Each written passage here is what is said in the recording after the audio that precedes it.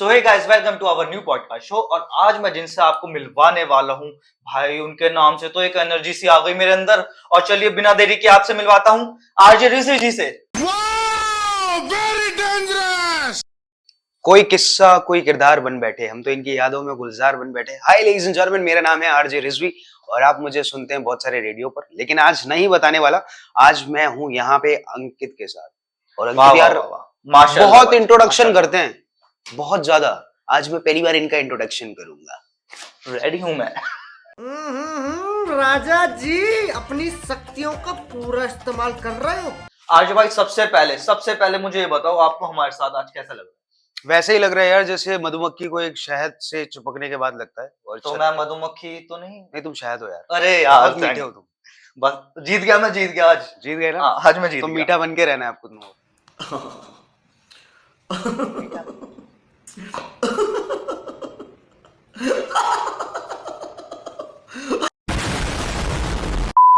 चलो कोई शहद बात की नहीं। तरह यार, शहद की अच्छा। तरह। बुरा मानने की जरूरत नहीं। नहीं समझ, हाँ ठीक है।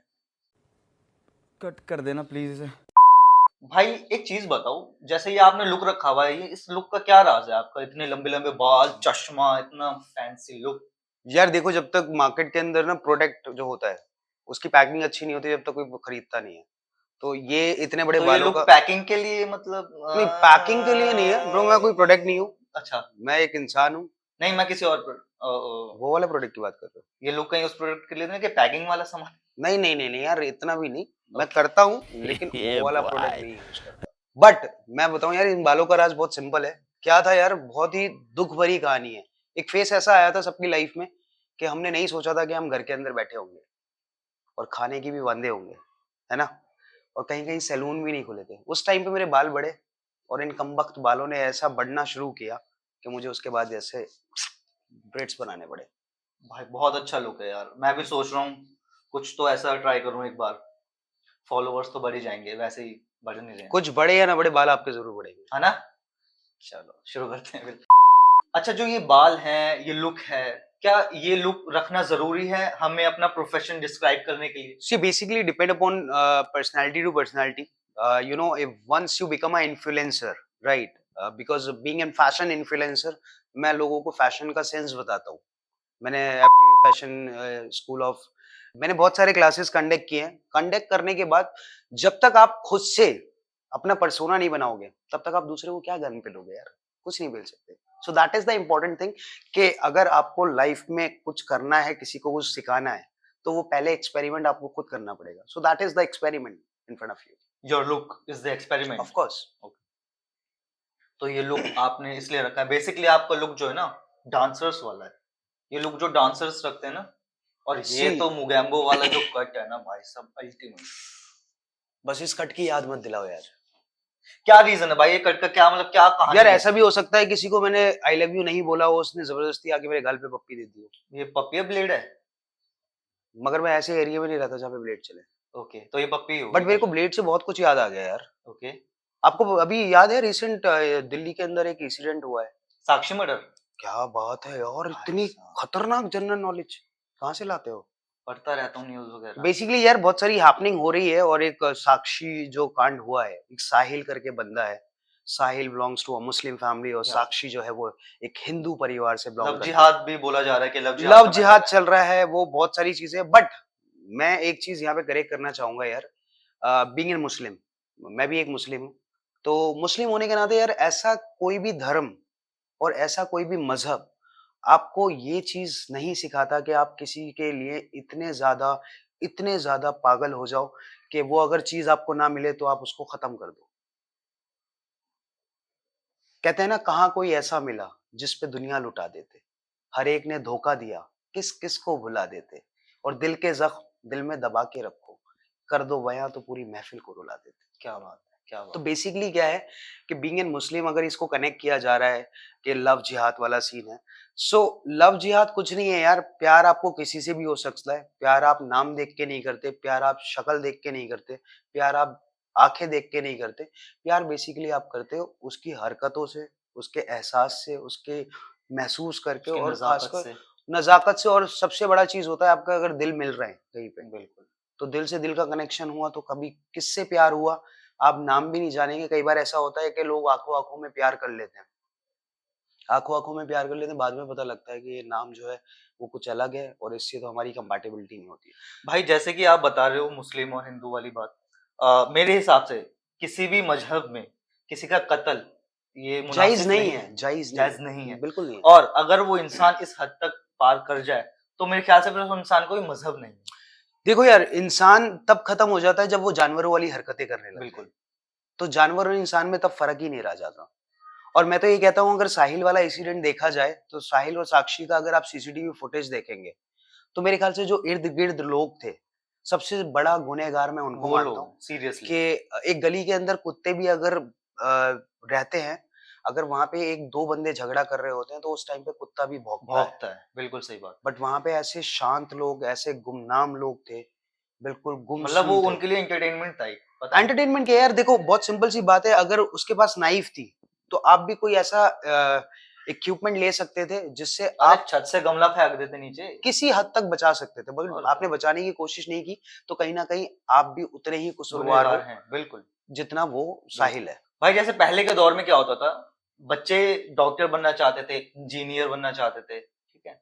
आजकल के टाइम पे क्या होता है, बच्चे टिकटॉकर बनना चाहते हैं, यूट्यूबर बनना चाहते हैं, व्लॉगर बनना चाहते हैं। कहाँ जा रही है हमारी आजकल के बच्चों की सोच? यार सोच नहीं कह सकते, एक आपने बहुत अच्छा सा वाकया सुना होगा कि लोग कहते हैं, खासकर हमारे बड़े बुजुर्ग कहते हैं कि जिस एटमॉस्फेयर में आप रहोगे, यानी कि जैसे आपका रहन-सहन होगा, उसी के अकॉर्डिंगली आप अपने आप को वाइब करोगे।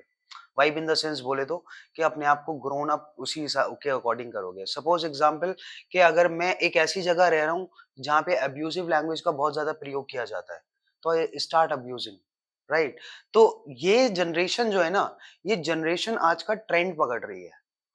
वो ये नहीं देख रही कि क्या चीज़ सही है, क्या चीज़ गलत है।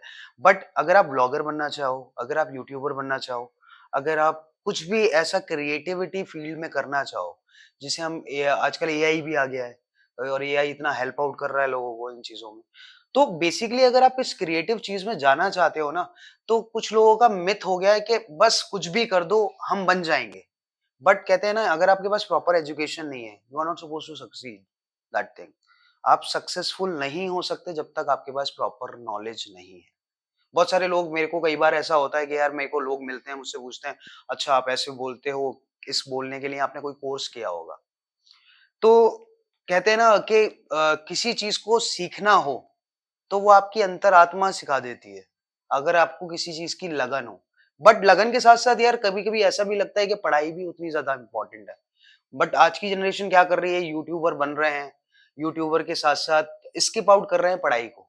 तो मेरा उनसे बस इतना ही रिक्वेस्ट है कि अगर आप ये सोच रहे हो कि बिना पढ़े आप यूट्यूबर बन जाओगे, you will get the fame, fame आपको मिलेगा, सब चीज मिलेगा, बट वो कहीं ना कहीं एक जो एजुकेशन बेसिक की नॉलेज कमी होती है, एजुकेशन की कमी है, नॉलेज की कमी है, वो कहीं ना कहीं दिखेगी लैक करती और है। वो फ्यूचर पे आपको लैक करेगी करेगी 100%। यूट्यूबर बनना is not a bad thing. Problem is के वल्गैरिटी पे उतरना, गंदी चीजें दिखाना, उस चीज से वायरल होना, छोटे कपड़े, बहुत ज्यादा छोटे कपड़े पहन करके कुछ ऐसी चीजें करके दिखाना जिससे तुम्हें फेम मिले, वायरल हो। यार देखो, मैं ये समझता हूँ कि छोटे कपड़े पहनने वाले की जो सोच है ना, वो कभी छोटी नहीं होती। हम्म। उसको जो देख रहे हैं ना, उसकी सोच छोटी होती है। दिखाने वाले की सोच छोटी नहीं है, देखने बिल्कुल वाले नहीं की सोच होती, छोटी है। ओके। क्योंकि एक टाइम ऐसा था कि बिना कपड़ों के लोग रहा करते थे हम्म। और उस टाइम पे आए कि अगर मैं रेप का रेशियो देखूं तो बहुत कम था। बहुत कम था। तो सिंपली आपके नजरिए की बात है कि आप किस नजरिए से देखते हो। तो अगर आप ये बोलो कि सामने वाली लड़की या लड़का जो है वो अटपटे कपड़े पहना हुआ है, छोटे कपड़े पहना हुआ है, वो बहुत चीप है, ये आपको अपने इनर बॉडी और इनर सोल से झांक कर देखना पड़ेगा कि शायद आप कहीं ना कहीं तो गलत नहीं हो, क्योंकि आपका नजरिया तो गलत नहीं है। और सारा नजरिए का खेल है ब्रो। जिस दिन आपकी नजर साफ हो जाएगी, जिस दिन आप स्पिरिचुअलिटी पे बिलीव करने लग जाओगे, जिस दिन आप जितने भी भगवान हैं उन भगवानों की आराधना करने लग जाओगे, अभी तो आप मानते हो, आराधना जिस दिन करोगे ना, उस दिन ये सारी चीजें खत्म हो जाएंगी, कुछ नहीं रहेगा। आज की डेट में आपने लड़की देखी, किसी के ऊपर कमेंट कर दिया, टीज कर दिया, it's just a normal thing. But ये नॉर्मल आपको नहीं पता कि आपको कितने पापों की ओर लेके जा रही है। उसका प्रायश्चित जो है वो गंगा में नहा के भी नहीं हो सकता। जैसे आजकल के जमाने में क्या हो रहा है ना, छोटे छोटे बच्चे 12 साल के, 10 साल के, उनके हाथ में भी एंड्रॉइड फोन्स हैं, आईफोन्स हैं, और आप समझ रहे हैं? यार फोन होना हाथ में इट्स वेरी इंपॉर्टेंट थिंग, क्योंकि आज की दुनिया जो है वो फोन पे टिकी हुई है। People are using phone. अगर मैं बात करूं टीवी टेलीविजन का जमाना चला गया है। मेरे घर में 1-1.5 साल से एक टीवी है, वो बिल्कुल बंद है, जस्ट फॉर शोकेस वो लगा हुआ है। बट आपके हाथ में कोई चीज है, आप उसका इस्तेमाल किस तरीके से कर रहे हो, ये बहुत ज्यादा इंपॉर्टेंट रखता है। अगर आपका बच्चा यूट्यूब चला रहा है या फोन चला रहा है, तो you have to keep in your mind, you have to cross check all the time कि आपका बच्चा यूट्यूब पे देख क्या क्या देख रहा है। रहे हैं?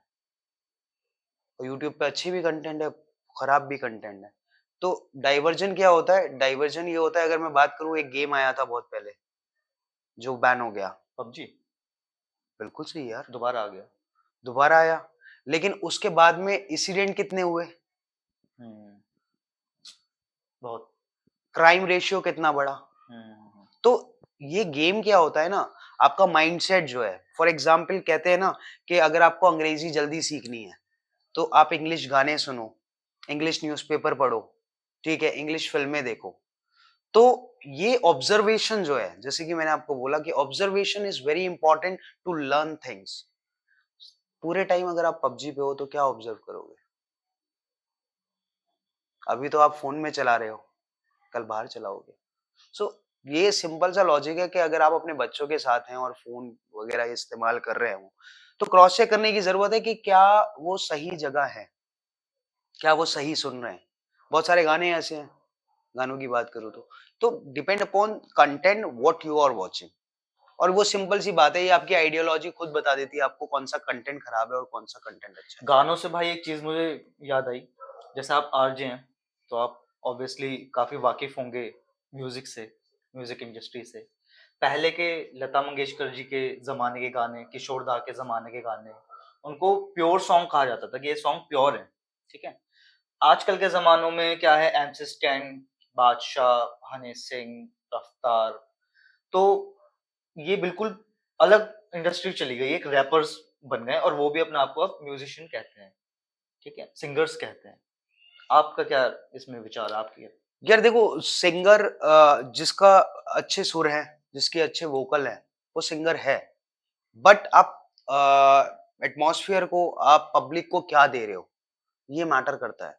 एक गाना है ब्लू आईज हिप्नोटाइज तेरी कर दी है मैंने, आई स्वेयर छोटी ड्रेस में बॉम्ब लग दी है तो, ठीक है, अगर ये कोई बच्चा देखेगा, बच्चा देखे तो क्या सोचेगा? छोटी ड्रेस। छोटी ड्रेस, वो ये नहीं सोचेगा कि दिवाली कब आएगी, कब मैं बम फोड़ूंगा। वो छोटी ड्रेस देखेगा पहले, फिर बम फोड़ेगा।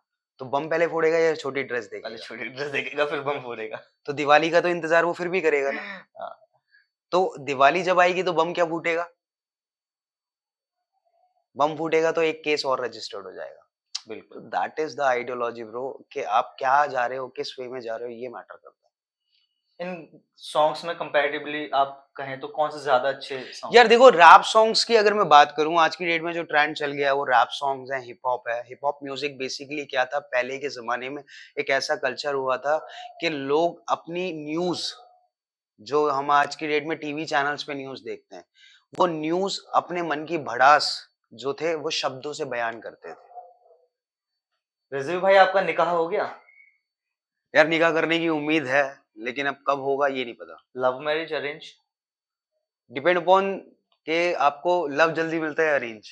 अच्छा, अगर कोई मिल गई मैचिंग की तो लव, अदरवाइज मम्मी पापा। हाँ, 36 आएंगे 36 जाएंगे, अपनी वाली मम्मी लाएगी। तो कितनी कितनी शादी करोगे? ये शादी डिपेंड करता है यार, कि कितनी मिलती है? कितनी मिलती है, अरे क्योंकि अपने यहाँ जो है ना वो 7 फेरों का कॉन्सेप्ट नहीं है। कबूल लगा है। हाँ, वो जल्दी हो जाता है। ओके ओके, तो बढ़िया। कितनी जल्दी होगा और कितना हो सकता है एक बार में, डिपेंड करता भाई अगर हम 3 बार कबूले कबूले कर दे तो? है। हाँ, तुम 3 बार तो कबूले कबूले करोगे फिर? हाँ, और वो भी 3 बार कबूले कबूले कर तो दे, बिल्कुल कबूल हो शादी हो जाएगा। जाएगी? नहीं यार, ऐसा नहीं होता। अच्छा, सिंपल सा लॉजिक है, ये कबूले कबूले सिर्फ बना रखा है, इट्स जस्ट अ मिथ। कबूले कबूले कबूले कहने से अगर शादियां होने लग जाएं, तो आज की डेट में जो मेरे को अच्छा लगेगा और उसको जैसे मैं कह 3 देंगे बार। तलाक तलाक तलाक तो तलाक हो जाता है, ये भी नहीं है। अब तो सुप्रीम कोर्ट का लॉ आ गया है ब्रो इस चीज पे। तो ये आप एग्री करते हैं मतलब इसके साथ? क्यों नहीं में? एग्री करूंगा यार, I am living in the country जहां पे मैं कॉन्स्टिट्यूशन को मानता हूँ क्या बात?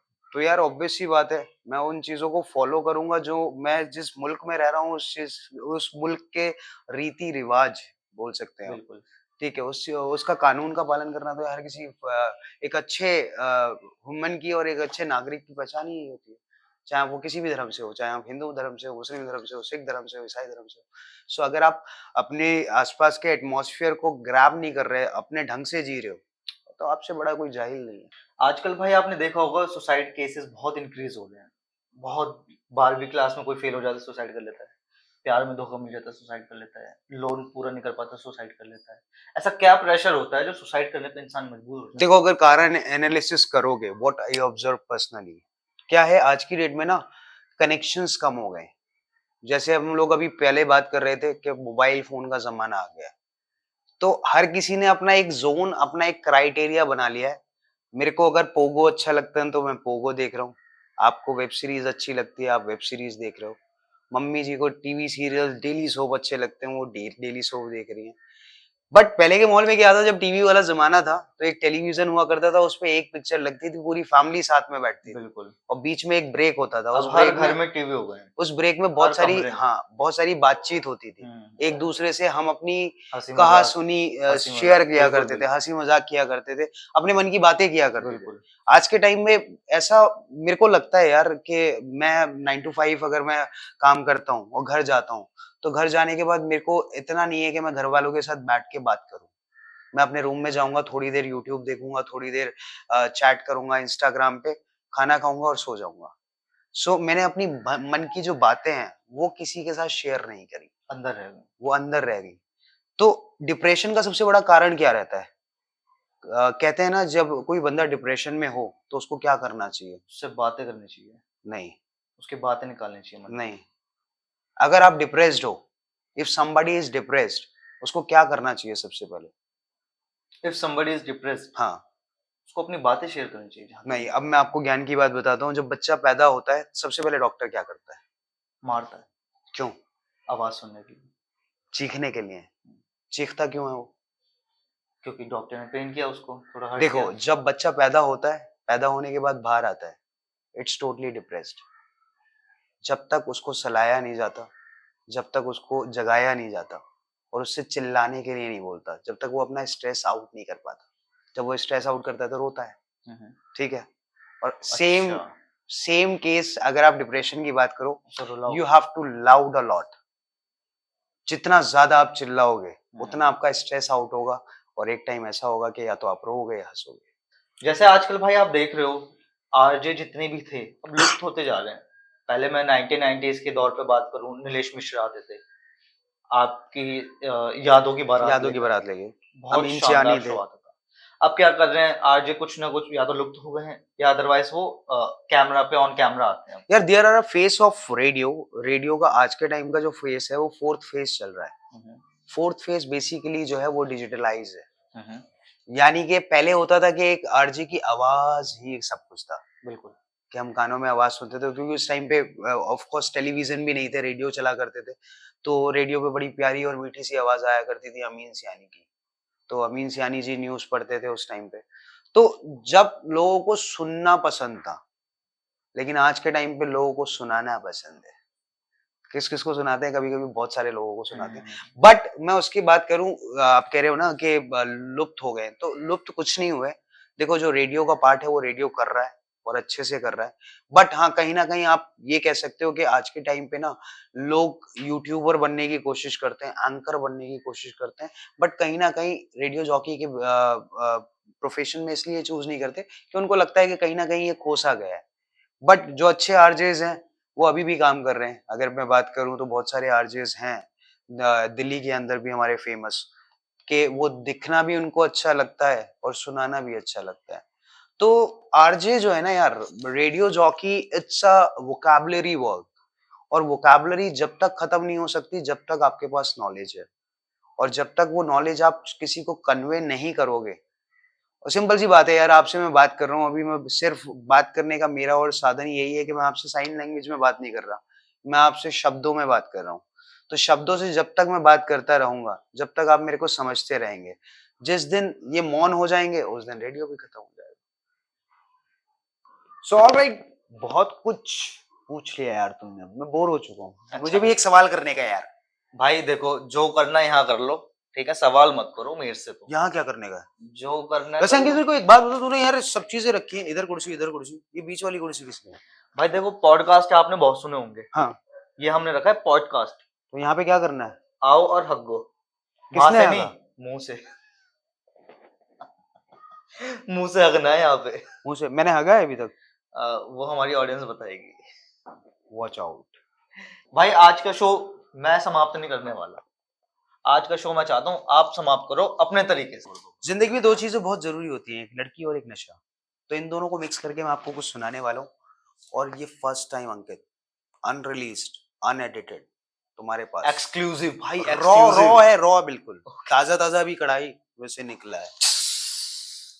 बेवजह तुम पास ना आओ, क्या सितम तुम ढाती हो, प्यार से देखे जब कोई तुमको चीज अलग बन जाती हो चीज अलग, मेरी बात तो समझ, तू बेबी है अलग, तू बेबी ना समझ, और हुस्न तुम्हारा पैग लगे हैं, हम शराबी बन जाएं, आओ जरा तुम पास तो मेरे, पूरी बोतल पी जाएं, ना पीऊं मैं शराब बेबी, तुझ में नशा है, और तू आ गई तो दिन रात का मजा है, हर बात का मजा है, कतल जवानी हो मेरी रानी, राजकुंवर हम बन बैठे, और हुक्म करो तुम जहां कहीं भी, आपकी बातों पे मर बैठे, बातें बनाए मुझे तेरा दीवाना, कातिल लगे मुझे तेरा मुस्कुराना, बस मेरी रानी मुझे तुझको पटाना, दे इजाजत मुझको जरा सी, दिल चुरा कर उड़ जाऊं, हाथ में तेरे फूल थमाकर आशिक तेरा बन जाऊं, थाम लूं मैं हाथ बनाऊं तुझे अपना, सपने में आऊं तेरे बन के मैं अपना, चुराऊं तेरा दिल बनाऊं तुझे अपना, और पास तो आओ तुम जरा सी, हैंगओवर तुम बन जाओ, कत्ल करो तुम मेरी जवानी, माशूका मेरी बन जाओ, न जाओ तुम दूर, सुरूर में मजा है,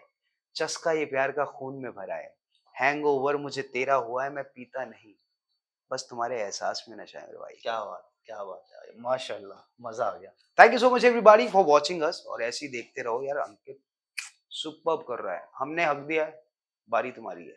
चलो पूछ लेते हैं।